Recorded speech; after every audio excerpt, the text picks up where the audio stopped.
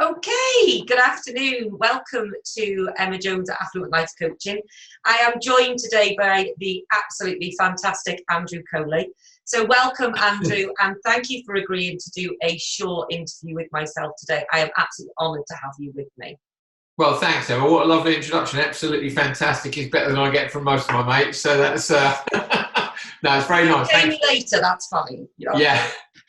So obviously for myself, I've read about your story. It's great. You know, the world of Google today, it's an absolute honour to be able to research people so much without them having to say a word. But there are a lot of people on here that I wanted to be able to show them your story and your journey. So from you as a little child, what was the dream career? When you were a little boy in school, what did Andrew want to do? Do you know what? When I was a little boy in school, I didn't know. And that's what I find, I think it's really hard for kids now when they're asked, what do you want to do? And you've got to choose your GCSEs when you're 14. Yeah. You don't really know anything when you're 14. And then that leads to what college you go to, what uni you go to. And I was always envious of the people who said, I want to be a doctor or I want to be a pilot, because they seemed to know what they needed, what qualifications they needed, and what they were going to do to get there. So I didn't really. I went to college. I studied A-levels. I'll be honest, I failed those, which was a big disappointment to my parents because they were teachers. I did well at GCSEs, but I think I discovered that going on to do A-levels was the wrong thing. I studied the same things and it was very academic, and I actually changed my mind. I went to an art college, completely different from anything I'd ever done. I studied art for 2 years, but kind of in the background, I'd really got into my motorsport. And so it was probably by the time I was, how old was I? Anything between 17 and 19 that I was like, right, I want to be a rally driver. But I don't think I quite realised at the time how much money you had to have to be a rally driver. So consequently, I did compete in motorsport, and we got right up to national level, even an international competition. But I've won stuff in national level motorsport. We won a title in the forest rallying. I went on to teach motorsport for 10 years. And then towards the end of my time in teaching motorsport, I just got a foot in the door of television, and I really enjoyed the little bits that I was doing. I didn't realise I had it quite easy when you're just the person on the telly, and now I work as a television commentator and presenter within motorsport. So it's long days and it's much harder work than I originally thought it was going to be, but I do love it. And it's, if they say, don't they, if you can't do it, you talk about it, and that's absolutely true with me. So I commentate on the World Rallycross Championship and the America's Rallycross Championship, and I travel around the world shouting at cars, basically. So yeah, I can't complain. So for you, you're living your dream. You've got your hobby as your career. Yeah, again, people say that they don't do your hobby as your career because you can spoil it, and there are elements to that. Like I often get, so did you see the so-and-so motorsport weekend? And no, I didn't, and that's because I don't really watch much of it, because I get frustrated now. When I look at the TV show, I see it with my TV head. I'm like, I didn't really like that. No, I don't agree with what you said there. Or the graphics aren't very good. And I go into TV mode. So consequently, it's maybe spoiled watching TV, but it hasn't spoiled my love of motorsport. And if I won the lottery tomorrow, I'd sack being a commentator and go and be a driver. But, realistically, yes, you're right. In terms of if I had the money to be a driver, that was always the dream. I'm old now, so that's I would do it if I had the money still, but I'm very happy doing what I do. I consider myself not lucky to be doing it, because I know how hard I've worked to get to the position of doing it, but I consider myself fortunate that it worked out, because I'm sure there's lots of people that would like to do it and put the work in and maybe don't get there. I do believe you make your own luck to a certain extent, and so I say I've worked hard to get to where I'm at. So yeah, I'm very happy that I get to do a job that I love. I think for people, we see the success. We see the Andrew Coley on telly that's presenting, that's sharp, that's absolutely excited with his passion.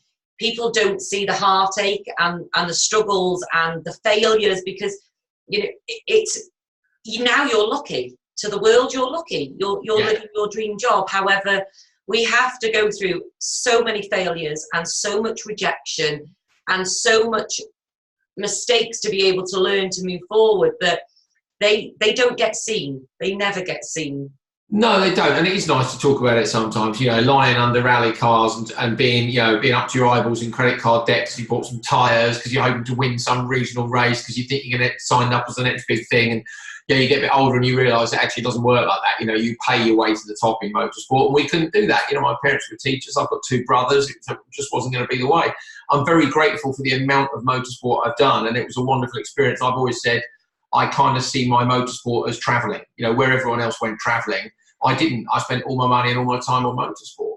But some of the other things, aside from the, the failures of trying to get jobs and not getting them, or trying to get in touch with people and having emails ignored, it's the things you miss out on. You know, the commitment to land a championship, which you do all year. You have to. I work for Eurosport and BBC and ITV and all sorts of different people, but you're always the stand-in man at first. So you get a phone call on Friday night and they ask if you can do something on Saturday night because so-and-so's sick, and you have to say yes. So I've missed my best mate's wedding. I've missed my wife's birthday multiple times. I've been somewhere else in the world.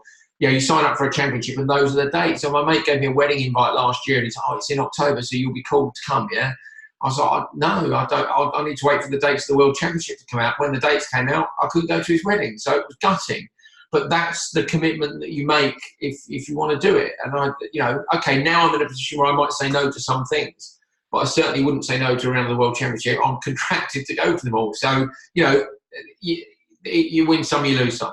Yeah, absolutely. And I think when you've got a solid support network, as much as it must be upsetting for your wife, and if it was me, it would be a bitter pill to swallow, you're doing it for the family as well. You work for the house, for the family, for the holidays, for everything. So it's give and take and compromise, which is the biggest thing of all, isn't it? It's learning in the relationship that you've got to be able to just sometimes do things you don't want to do.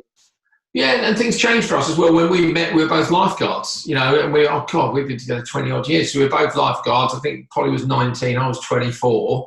And I didn't, I wanted to be a rally driver, as I say, and I was spending all my money on that. But I don't really have any prospects. I don't really know what she saw in me. But over the years, it's changed. As I say, 10 years teaching motorsport, then a little bit of television. I tapered off the teaching as the television went up.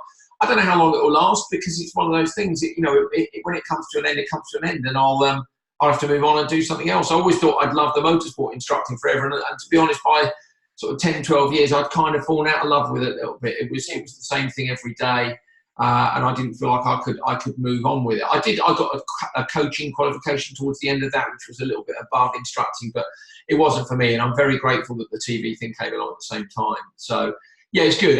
And yeah, you're right. I'm pretty lucky, really. If you look at the number of, okay, I'm away a fair bit. But when I'm at home, as a general rule, I'm at home. I'm working from home. I've been doing emails today. I'm constantly on WhatsApp and social media, keeping up with everything to do with the sport, so you're informed when you're on air. So it doesn't really stop. I am at home a lot, and that's nice, So yes, you're away a fair bit, but I'm not away as much as I would be if I was working 5 days a week. And I'm not away like someone in the army would be. So I can't complain really. And we got a dog. There's the dog there. So he keeps my wife company when I'm not here. Well, as much company as a sleeping dog ever is. He's not very talkative today, is he? So was there ever a fundamental part in your life where things got tough and you felt things, that Andrew was falling apart? And when that happened, how did you manage to get yourself back on track? I wouldn't say there's one specific one, but there have been plenty of times where you think, what am I going to do here? Like 2008 when we were doing the National Rally Championship, and I was 2 events into an 8-event season, and I was deep into the overdraft, on the phone on the way up through Kielder Forest with the signal going in and out, trying to move money from one account to another so I could pay the campsite. We weren't in hotels, we were camping, and then long story. I remember I came home from that one and said to my wife, I don't think, my girlfriend then, but wife now, and I said, I don't think I'm going to be able to complete the season. But I did somehow, you find a way to redouble your efforts, and I wanted to do it, and we finished the season and we won the class. But, I look back at all those sort of hard moments, it was worth the extra effort. But I do think there are times when you have to recognise this isn't going to happen and make a sensible decision to look after yourself or look after your own situation, and say no to things or say stop. And that applies to whether you're trying to make it in a sport or what you're trying to do with a career. You mustn't run yourself completely and utterly into the ground. I'm very careful to try to balance my home life with my away life, and try not to be on the phone all the while, and try to switch off when I go on holiday, because it's we have a constant bombardment of information now, which I think makes it hard to cope sometimes. So I just think it's a case of trying to find enough headspace that you can cope with whatever the situation is at the time. So take a deep breath, you know, if you're at that point, take a deep breath, assess the situation, decide whether or not you can go on and in what manner to go on, or go, no, that's it, I'm done, stop with that, and move on to something else. You mentioned before we started the interview something that was really, really quite shocking, and that, you know, we were talking about when you go on holiday, you've disciplined yourself enough to do something quite dramatic in today's world. Yeah, a lot of my friends and colleagues are quite surprised by it, but I say, right, I'm going on holiday, and I do tend to book holiday, well, I have to book holidays around work, but I'll try and book them at a point when I know I'm not needed. You know, when I know I'm not going to get harassed about various different things, what's happening here, where are we going, movements, flights, hotels, etc. So when I go away, I put an autoresponder on my email saying I'm away and that I won't be available, basically. And I put an answer phone message on my phone saying the same thing. And usually I say either leave me an answer phone message or send me a text message. And I will switch my data off when I go away and completely detox from it all. So I don't look at Twitter, Facebook, Instagram. I don't constantly story my holiday. You know, the worst thing about it is I often don't even have my phone with me. So I'll put my phone in the safe at the hotel and just go out for the day because it's just a break. But the worst thing is then you've got your camera. So I've never got any photos of holiday. So my wife always takes the photos on her phone and she leaves hers on. So if we had an emergency, the family could get in touch.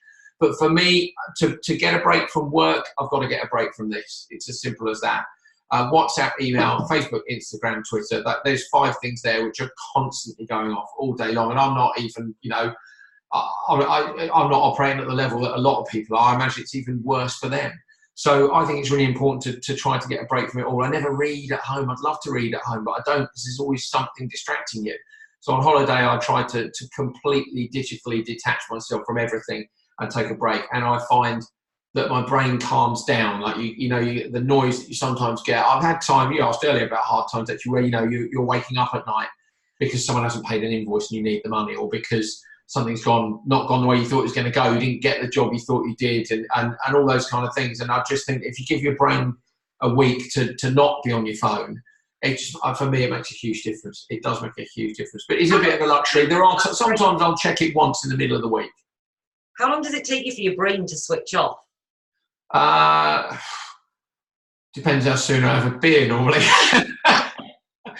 Normally, if we arrive, I'll go and have a nice lunch and a beer, and when we arrive, to sort of go, you're on holiday, because I wouldn't ever do that. I don't have much for lunch. I don't drink during the day ever, that's dangerous ground, isn't it? We might do that, and that'll get me into relaxed mode. And then I just need to get myself set. I clear the decks before we take off, basically make sure everything's replied to and all the autoresponders are on, and then that's it really. So I'm in the mode straight away. It's quite tempting to look for the first day and a half, 2 days, and then if you can get past that, you're like, oh, okay, cool. And sometimes what I'll do is go and log on old-fashioned style on the old computer in reception, because then you can check your email without all the other stuff. Because as soon as the phone goes on and everything starts pinging, all the notifications start coming in, you're in trouble. So maybe I'll go old school and just log on and look at my email only. And if it's not absolutely crucial, like if isn't somebody offering me work or needs an answer now, I just leave it and I'll do it when I get home. They've had an autoresponder. They are saying when I'm going to get back, if you need me, ring me. Actually ring me and leave me an answer phone message. And I say most people won't, because then for most people it's not that critical. It's on holiday, I'll call him next week. Yeah. So I think it's a good thing to do, but it does take a bit of discipline. I think it's, I remember doing it, and the first day, the habit of me reaching for something that wasn't there was scary, because you're autopilot to pick something up. And I walk around, I'm the worst, I've got headphones. So, I love to read like you, but the time isn't. So I've now disciplined myself to put audio books on. So when I'm walking the dogs, I'm listening to an audio book to try and get the mind to shut off. And the biggest button I love on that phone that people forget about is flight mode. Yeah, that works. I'll tell you when the other time you really realise it, like you said about reaching for something that isn't there, is when your battery dies, and that's quite often, isn't it? But when your battery dies, particularly if you're on a night out, you realise that if people, if you're in the pub, let's say, and everyone goes outside for a smoke, or somebody goes off to the loo or the bar, the first thing you do now, instead of having a conversation with someone else in the pub, is they go, yeah, well, I'm sitting on my own.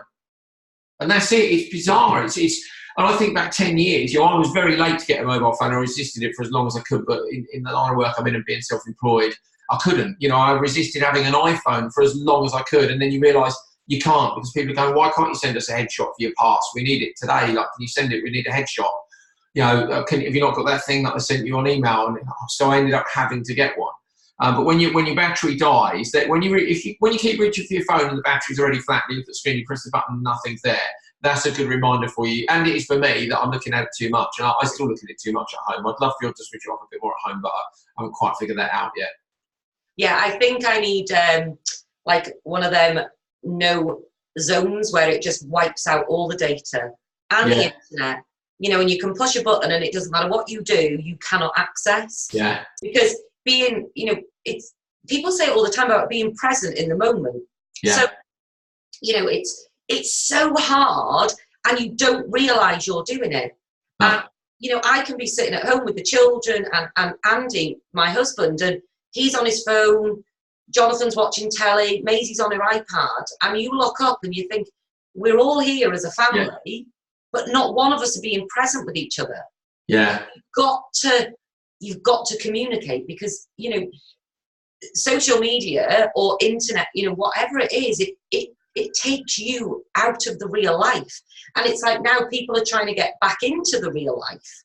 It's actually quite unsocial, isn't it? Yeah, they call it social media, but it's a lovely way to keep up with. I'm so much more aware of what all my friends and family are doing now, thanks to social media, because otherwise we're all so busy with work that you don't get the chance to see them. So I like it from that point of view. But when you're actually with them in the restaurant, put the phone down. Have the time in the restaurant or in the pub or at the barbecue and try not to be on it. And I say, I go and park it sometimes in the bedroom. I'm guilty of sneaking up there for a look sometimes, but if it's up there rather than on the end of the sofa, I find myself looking at it a lot less. So yeah.